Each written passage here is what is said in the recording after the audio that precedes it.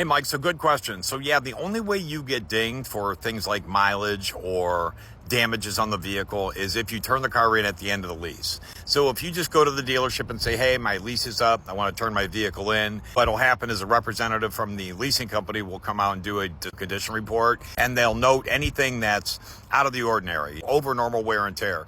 A lot of dings on the car, or scratches, or the tires are bald, or the windshield's cracked, or the taillight's cracked, or anything like that, or anything's not working on the car, then they can assess penalties to you for that, and you get dinged for that, including overage on mileage. If you have, 20 or 30,000 miles over what your allotted mileage was when you did the lease in the beginning, that could cost you a couple $1,000s easy. The only time that you pay that is if you turn the vehicle in at the end of the lease. Now, if you trade the vehicle in before the lease is up, you technically don't get dinged for miles or condition or anything like that, or extra wear and tear. Now, your trade value might be a little bit lower than if the car was in perfect condition, but technically you don't get dinged for that stuff from the finance company or the leasing company. If you buy the car out at the end of the lease, it's your car. They don't assess any penalties for mileage overage or damage or anything like that. And frankly, some people will buy the car out at the end of the lease just because they know they might be 30 or 40,000 miles over, which could be a $5,000 or $6,000 penalty. The car's not in great condition. They're going to get dinged for that as well. So sometimes it just makes more sense to buy the car out,